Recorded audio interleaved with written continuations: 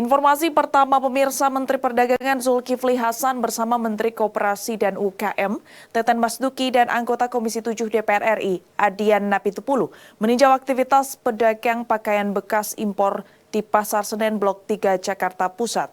Di hadapan para pedagang, Mendak menegaskan bahwa yang menjadi perhatian pemerintah ialah penyelundup pakaian bekas impor ilegal dan bukan pedagang yang berjualan.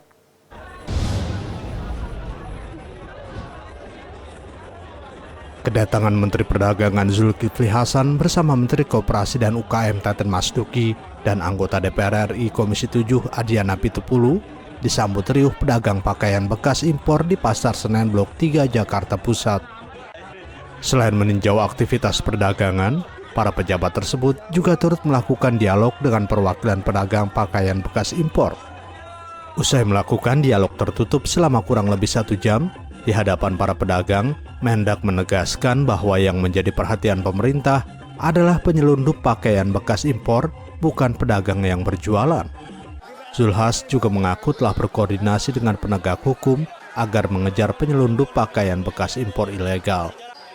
Di hadapan para pedagang, Zulhas pun menjamin para pedagang dapat menjual stok dagangan pakaian bekas impor sampai habis. Kita kejar pelaku penyelundupannya, itu dulu yang pertama. Sampai teman-teman ini stok yang sudah ada di toko-tokonya silakan dijual sampai habis, ya.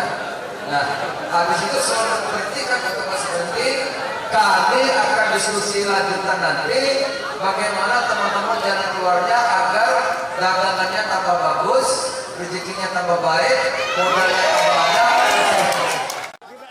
Berbeda dengan Menteri Perdagangan, riuh sorak-sorai kekecewaan justru diluapkan para pedagang pakaian bekas impor saat Menteri Koperasi dan UKM Teten Masduki mencoba memberikan solusi agar para pedagang pakaian bekas impor dapat beralih menjadi pedagang pakaian produk lokal. Meski begitu, Teten mengaku akan memberikan solusi agar para pedagang pakaian bekas impor tak kehilangan mata pencahariannya.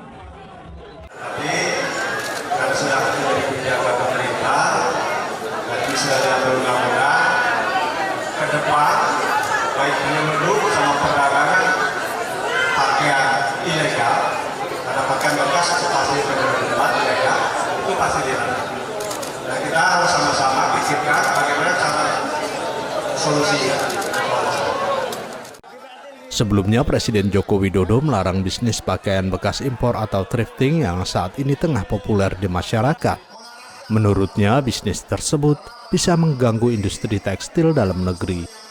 Dari Jakarta, Dio Malaun, Nusantara TV melaporkan.